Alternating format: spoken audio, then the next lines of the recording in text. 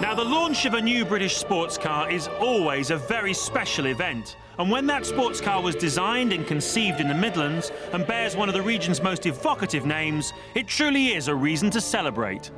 Can we make a toast to the new Jensen? The Jensen. And with the new Jensen SV-8, pulling power was there from the start. In 1998, we brought you an exclusive behind-the-scenes documentary on the rebirth of this famous marque. Back then, the future was looking bright.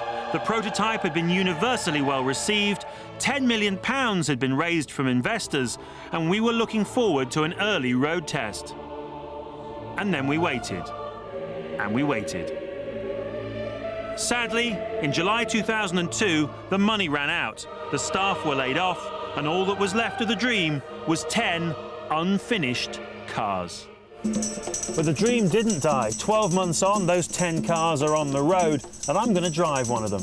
I've waited 5 years for this.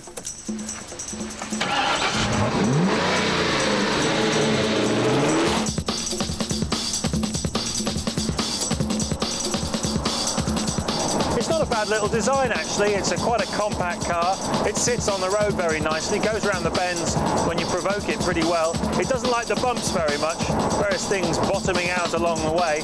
But on the whole, quite rewarding to drive, and the perfect vehicle, really, for blatting around, enjoying yourself.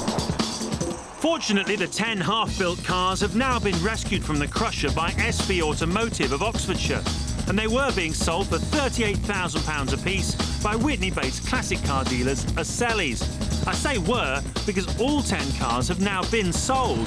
So are they worth 38 grand?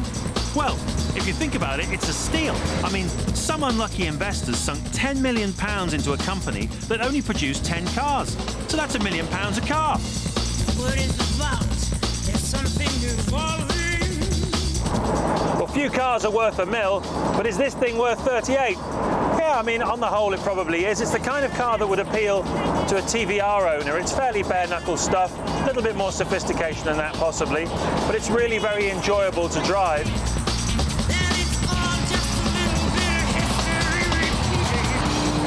The engine in this thing is an old favourite. It's the 4.6-litre Mustang V8, kicking out about 325 brake horsepower. It's the one that was in the Quavali sports car I drove a couple of years ago, and it fits into this car equally well. But the one thing you really notice is the heat soak coming up from it. Even with the roof off today, it's like a sauna in here. Well, it looks mega on the road. What does it look like in close-up?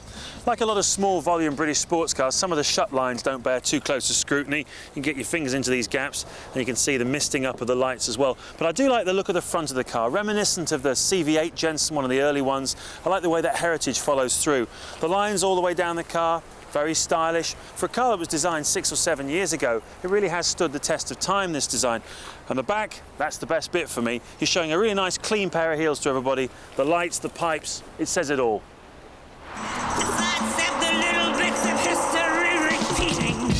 So, was this a flawed idea from the start? Well, it was difficult enough for Enzo Ferrari to get himself up on his feet and sustain his business over many years. And all these small volume British makers having the same problems. It's a real shame what happened to Jensen. It was a nice initiative, but at the end of the day, the market forces dictated that even if you've got 10 million quid to spend, you aren't necessarily going to have a winner on your hands as a company. In terms of the car, I've actually grown to quite like this car, and I don't really want to give it back to Sellies, but sadly I have to because the new owner wants it, and who can blame him? He's got something very rare. There are only 10 of these after all. But I think you have to give respect to the people who resurrected Jensen, who wanted to make this car a success. They had very little to work with, and the design they've come up with is really terrific. So hats off to you guys, even though, sadly, it didn't quite work out for you.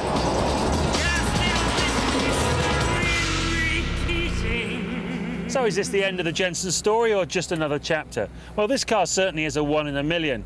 Will we ever see a sequel? Well, as long as there are romantics in the world, there's always the possibility.